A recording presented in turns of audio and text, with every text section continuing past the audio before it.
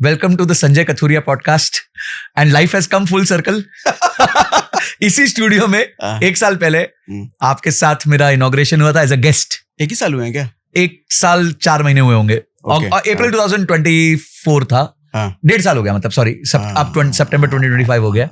और आपकी इस वीडियो ने जो है मेरे लिए लाइफ में बहुत जो है वैल्यू क्रिएट करी है। तो ऑन पेपर, ऑन जैसे कहते हैं कैमरा, मैं इसको एक्नॉलेज करना चाहता हूँ। एक सबूत है, समय बदलता है। हाँ। तो इसलिए किसी को आज के समय के हिसाब से जज मत करो कि ऐसा है, कल भी ऐसा ही रहेगा, कल वो कुछ और बन सकता है। जी नहीं सर, आपका बड़प्पन था कि एक नो क्रिएटर, जो मैं कुछ भी नहीं था उस टाइम, एंड आपने मेरे को वो मौका दिया एंड उससे मेरे को बहुत फायदा हुआ। मतलब मैंने काफी पब्लिक फोरम्स पे भी बोला और मैं आज कैमरा पे भी ये पूरी तरह 100% इसको एक्सेप्ट करना चाहता हूँ और एक्नॉलेज करना चाहता हूँ कि आपका बहुत बड़ा योगदान रहा है मेरी लाइफ में ट्रांजिशन। धन्यवाद सर, धन्यवाद। सर आज मैं आपको दूसरे साइड पे रख के आज मैं आपसे एक सवाल करूंगा। सर मैंने देखा है कि आपकी जर्नी देखी है और देखा है कि आप एक बहुत हम्बल बैकग्राउंड से आए और मैं तो आपसे मिलता रहता हूँ तो बहुत फाइनेंशियल मिस्टेक्स करी, बहुत आपने लर्निंग पे फोकस किया और एक करियर बनाया। अभी पीछे सौरभ मुखर्जी जी हैं जो मार्सिलस इन्वेस्टमेंट के CIO हैं। उन्होंने बहुत अच्छी किताब भी लिखी है, कॉफी कैन इन्वेस्टिंग। उन्होंने एक बात बोली जो बहुत स्कैरी है और शायद लोगों को उसका इम्पैक्ट पता चलना चाहिए। वो कह रहे हैं कि चेक बाउंस जो है अब बैंगलोर और सदर्न स्टेट्स में चेक बाउंस के केसेस सबसे ज्यादा हो चुके हैं। मतलब पिछले 10 साल में सबसे ज्यादा हो चुके हैं और एवरी 1 in 10 हाउस होल्ड, यानी कि हर 10 में से एक घर जो है अब अपनी EMIs तक टाइम पे नहीं दे पा रहा है, वो डिले कर रहा है। ये क्या हुआ, कोविड के दौरान सबको टेक्नोलॉजी वालों को बहुत अच्छी अच्छी जॉब लगी, BMW बाइक्स भी मिली, तो अब ट्रांजिशन हो रहा है कि उन लोग को जॉब से निकाला जा रहा है। कुछ बहुत सारे बड़े स्टार्टअप्स भी बंद हो गए। तो आपको क्या लगता है सर, स्टार्टिंग 2025 आज अगर आपको एक स्टूडेंट देख रहा है, यंग जो है जॉब करने वाला देख रहा है, तो आपको क्या लगता है कि आगे आने वाले 5 साल में उसको क्या स्किल सीखनी चाहिए और वो कैसे अपना जॉब बचा सकता है? देखिए, ये एक ऐसी चीज है ना संजय सर, कि स्टूडेंट हो या कोई भी हो या जॉब करने वाला ही क्यों ना हो, आज का जो टाइम है ना, इधर डायरेक्टली और इनडायरेक्टली हम इंटरनेट यानी कि डिजिटल एरा से इम्पैक्टेड हैं जी। या तो अब डायरेक्टली हैं, हम जैसे सोशल मीडिया क्रिएटर हैं तो हम डायरेक्टली हैं, लेकिन बहुत सारे लोग इनडायरेक्टली हैं जिनका वो डायरेक्टली इंटरनेट पे काम नहीं कर रहे हैं लेकिन इंटरनेट की वजह से काम कर रहे हैं। तो आज आपको चाहते हुए ना चाहते हुए भी इस डिजिटल युग को समझना पड़ेगा। डिजिटल युग में जो बदलाव हो रहे हैं उसके अकॉर्डिंग उसका बदलाव अपने यहाँ पे लाना पड़ेगा। अब इसको मैं ऐसे समझाता हूँ एग्जाम्पल से, कि आज अगर कोई IT वाला है, प्रोग्रामिंग कर रहा है, कोडिंग कर रहा है, सर आप देखो डिजिटल युग में AI ने एंट्री मारी है और AI ने एंट्री मारी है तो एक डेवलपर अगर कोई कोड को 2 दिन लगा के कर रहा था, वो AI वाला पीछे उसको कमांड मारो वो 2 मिनट में करके दे रहा है। इसका मतलब वो जो IT डेवलपर था उसकी जॉब रहेगी क्या? बिल्कुल नहीं, कंपनी निकाल मारेगी ना उसको, बाहर जाओ, AI को कमांड दो, कोड लिख करके वो दे देगा। तो ऐसे टाइम पे वो डेवलपर क्या करे? देखो भैया क्या नया आ रहा है, क्या नया आ रहा है, या तो तुम AI बनाने वाला सीख लो या फिर AI को इस्तेमाल करने वाला सीख लो, तब तुम बच जाओगे। क्योंकि अगर वही डेवलपर रहे जो पहले थे तो काम AI कर रहा है। तो अपने को हमेशा देखता रहना पड़ेगा कि मैं जो काम कर रहा हूँ उसका रेलेवेंसी, मैं कब तक रेलेवेंट रहूंगा मार्केट में। अगर मेरा काम ऐसा है कि मैं रेलेवेंट रहूंगा, वो काम AI नहीं कर सकता तो ठीक है, अपना है अभी लंबा समय, लेकिन क्या वो काम रिप्लेस हो सकता है AI के जरिए? तो फिर भैया नया नया ढूंढो। लोग कहते हैं ना कि हम मिडिल क्लास वाले लोग बचपन से एक चीज सुनते आ रहे हैं कि नौकरी चाकरी लग गई तो लाइफ में सेटल हो जाओगे, है ना? सेटल जैसा कुछ नहीं होता। अंबानी जैसे लोग भी दिन रात नए नए धंधे के बारे में सोच रहे हैं। वो घर पे काहे नहीं दिन भर सोता रहता है? नहीं, वो भी भाग रहे हैं, नई नई चीजें ढूंढ रहे हैं, नई नई मीटिंग कर रहे हैं, AGM कर रहे हैं, ये लॉन्च कर रहे हैं, वो लॉन्च कर रहे हैं। अभी नया देखा मैंने, यही वो चश्मा लेके ला रहे हैं, वो स्मार्ट ग्लासेस ला रहे हैं। काहे क्यों इतनी मेहनत कर रहे हैं? उनको भी पता है कि बड़ा तेजी से चेंज आ रहा है भैया। धंधे में अगर बदलाव नहीं किया धंधा खत्म हो जाएगा उनका, कस्टमर भाग जाएगा, कोई और लेकर के चला जाएगा। इतने बड़े बड़े लोग रोज बदल रहे हैं, हम मिडिल क्लास लोग नहीं भैया, हम तो पढ़ के आए हैं, 3 साल बीटेक किया है, उसको कैसे बदल दें हम? इतनी मेहनत करिए, इतने पैसे लगे हैं, मान के चलते हैं कि हमको कुछ हो ही नहीं सकता जब तक कंपनी वाला कान पकड़ के बाहर ना करे। इवॉल्व करना जरूरी है, देखते रहना जरूरी है, क्या नया है, क्या नया चल रहा है। तो सोल्यूशन ये है, जैसे बहुत लंबा आंसर दे दिया मैंने। नहीं, बहुत अच्छा लग रहा है मेरे को। ऐसा क्या? बिल्कुल बिल्कुल, आप दूसरी साइड होते हो ना अक्सर जवाब देने वाले। ठीक है, तो सोल्यूशन ये है कि स्टूडेंट हो या जॉब सीकर हो या जॉब करने वाला हो, देखना जरूरी है कि दिन दुनिया में चल क्या रहा है। और एक ऐसी स्किल है ना संजय सर, अभी थोड़ी देर पहले हम लोग बात भी कर रहे थे, सेल्स हर किसी को आना चाहिए। कोई कहता है मैं तो कंप्यूटर प्रोग्रामर हूं, मुझे सेल्स की क्या जरूरत है? हाँ, मेरी तो बैकएंड नौकरी है। बैकएंड मेरी नौकरी है। सर अच्छा सेल्स नहीं आता ना, इंटरव्यू क्रैक नहीं कर सकते आप जी। क्योंकि इंटरव्यू में ना सिर्फ स्किल दिखाना जरूरी नहीं आता है, आपको इंटरव्यूअर का मूड भापना भी जरूरी है। राइट। वो मूड कैसा है उसका, उसको क्या सुनना अच्छा लगता है। जैसे मैं बहुत अच्छा प्रोग्रामर नहीं था, लेकिन मैं इंटरव्यू खट से क्रैक करता था। मेरे को इंटरव्यू क्रैक करने में टाइम नहीं लगता था। क्यों हो जाता है कि सामने अगर बैठो तो समझ में आ जाता है कि आदमी कैसा है। दो चार थोड़ी उसकी तारीफ कर दो, सवाल पूछे तो उसके सवाल की तारीफ कर दो, क्या सवाल पूछा सर आपने, और वो आदमी खुश हो जाता है। अब आप गलत भी जवाब दे दो लेकिन वो खुश है। अब आदमी को एक बार आपने खुश कर दिया ना, फिर थोड़ा कमजोर जवाब भी दो तो खुश है ना, वो अच्छा डिसीजन लेगा आपके लिए। बायस क्रिएट हो जाता है उसका। हाँ, तो आदमी को खुश कैसे करते हैं ये सीखो। आदमी कि डिमांड को कैसे समझते हैं, उसकी जरूरत को कैसे समझते हैं ये सीखो। ये मेरे को भी नहीं आता था। ये तो लकीली अनलकीली कुछ सेल्स के प्रोफेशन में मैं घुसा, बिजनेस में समझा, बेचना सीखा, कुछ मेंटर्स टकराए, उन लोगों ने सिखाया, तो साइकोलॉजी पकड़ना समझ में आया, लोगों की साइकोलॉजी। आप अगर देखो जॉब में हो तो आपको बॉस की साइकोलॉजी समझ में आनी चाहिए। अगर बॉस की साइकोलॉजी समझ में आती है, अच्छा टिकोगे। धंधे में हो, कस्टमर की साइकोलॉजी पकड़नी आनी चाहिए, अच्छा बेचोगे, है ना। आप जिधर भी हो, आपको जिधर से माल आ रहा है उसकी साइकोलॉजी पकड़ो। अगर बॉस से माल आ रहा है, बॉस की साइकोलॉजी पकड़ो। कस्टमर से माल आ रहा है, कस्टमर की साइकोलॉजी पकड़ो। वो समझ गए, फिर आपकी जिंदगी में पैसे की कमी कभी नहीं आएगी। तो आपको ये लग रहा है कि बाकी शायद कोई भी स्किल जो है वो रिप्लेस हो जाएगी, sales as a skill replace नहीं हो सकती? कभी नहीं, कभी भी नहीं।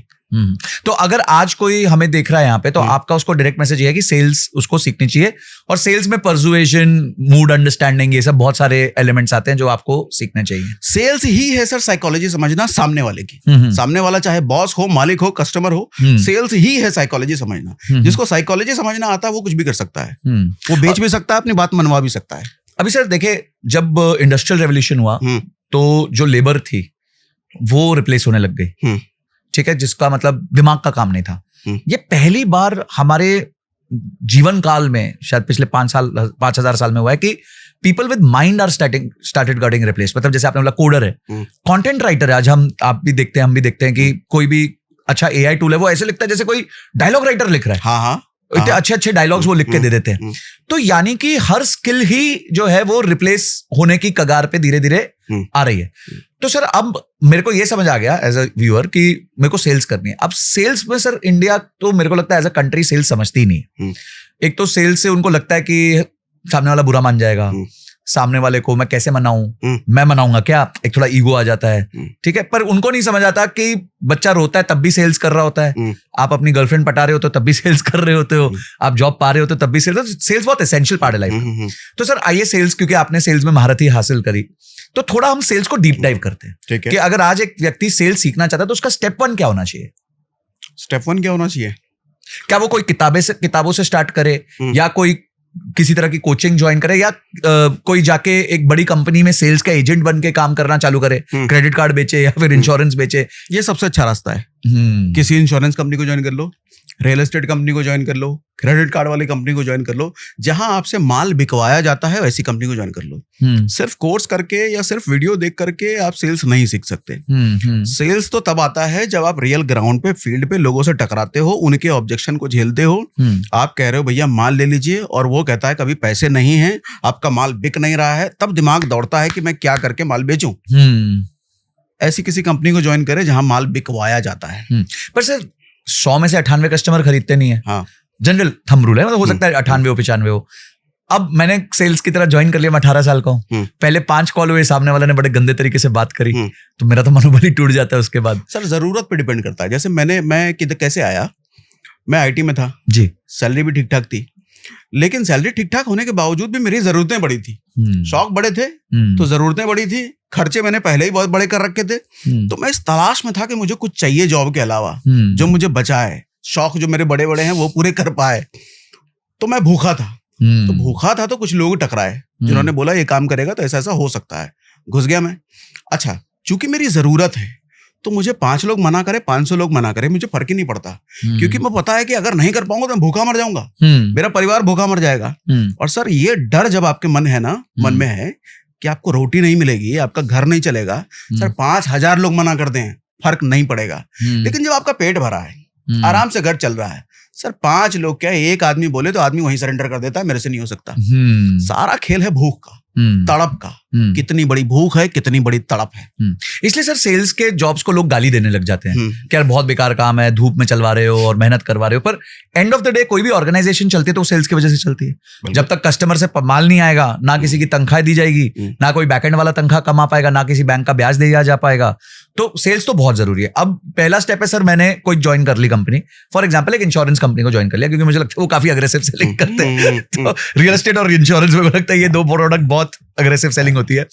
अब सर सेकंड है कि अब मैं जो है इन सेल्स में क्या सीखूं, टेक्निक सीखूं, प्रोडक्ट सीखूं, किस चीज में मेरी नॉलेज ज्यादा होनी चाहिए, कहां से सक्सेस मुझे ज्यादा मिल सकती है? सर ऑफ कोर्स पहली चीज तो प्रोडक्ट ही होती है, क्योंकि आप जो भी प्रोडक्ट बेच रहे हो, सर्विस बेच रहे हो, जो भी, उस पर महारत हासिल करना जरूरी होता है, क्योंकि आप वही तो कस्टमर के सामने लेकर के जाओगे। लेकिन क्या वही सब कुछ है? नहीं। प्रोडक्ट के आप कितना ही मास्टर हो, अगर आपको सामने वाले की नीड निकालना समझ में नहीं आता है तो नहीं बिकेगा। क्योंकि जरूरी नहीं है कि जो प्रोडक्ट आप बेच रहे हो एग्जैक्टली वही चीज उसको जरूरत होता है। मतलब मैं इसको समझाना ही चाहता हूं कि कई बार क्या होता है ना, अब प्रोडक्ट कितना भी अच्छा हो ना सर, प्रोडक्ट मतलब कितना भी मेरे को समझ भी आ जाए, वो पूरा नहीं है। पूरा इसलिए नहीं है क्योंकि कई बार क्या होता है कि आपके प्रोडक्ट के टेक्निकल बेनिफिट्स बहुत अच्छे हैं, वो टेक्निकल बेनिफिट्स उसको कोई मतलब नहीं है। अब लेट्स सपोज आप मोबाइल फोन बेच रहे हो जी, मोबाइल फोन में आप बोलो कि रैम इतने जीबी है, हार्ड ड्राइव इतने जीबी है, स्क्रीन का इतना हर्ट्ज है, ये सब चीजों से एक आम कस्टमर को नहीं मतलब होता। एक आम कस्टमर को इससे मतलब है कि वो फोन में जैसे ही गेम ऑन करे, खट से गेम ऑन हो जाए, गाड़ी दौड़नी शुरू हो जाए, मारना पीटना तुरंत शुरू हो जाए। अच्छा, ये पीछे डिपेंडेंसी किसकी थी? रैम की। रैम अच्छा था तो गेम अच्छा चलेगा ना। उसने क्या बताया कि रैम बहुत अच्छा है, लेकिन उसको मतलब नहीं है। लेकिन अगर उसने बोला होता कि गेम बहुत स्मूथ चलेगा, बिकता वो माल। तो फीचर की जगह बेनिफिट्स समझना ये जरूरी है कि उसको किस चीज से मतलब है। मैं क्या बोलूं, मैं वो नहीं बोलूं कि जो प्रोडक्ट में है, मैं वो बोलूं जो प्रोडक्ट से उसको मिलेगा। हाँ, एक्चुअली आप सही कह रहे हैं। काफी सेल्स वाले ना मैं करते रहते हैं, बकरी बन जाते हैं। हाँ, मेरे प्रोडक्ट में ये है, मेरे प्रोडक्ट में ये है, मेरे प्रोडक्ट में ये है, मेरे को क्या फायदा है वो तो बता दो।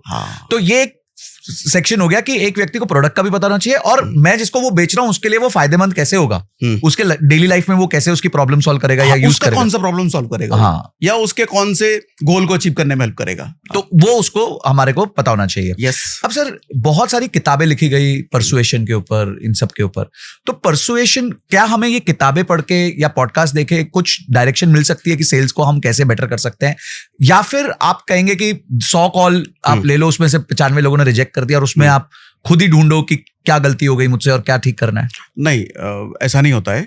देखिए, रास्ते पर जब हम चलते हैं ना तो गड्ढा मिलता है, गड्ढे में टकराए, हम गिर गए, लेकिन हमारे को ये समझना है कि गड्ढा जब भी आए कि मैं दूसरे रास्ते से कैसे निकल जाऊं, अल्टरनेटिव वे कैसे ढूंढूं। तो मैं समझाना ये चाह रहा हूं कि सिर्फ किताबें पढ़ना काफी नहीं है, लेकिन किताबें पढ़ना जरूरी होता है। आपको रास्ते पे चलना सिखाते हैं किताब, लेकिन चलना तो खुद पड़ेगा ना, यानी कि सेल्स करना तो खुद पड़ेगा ना।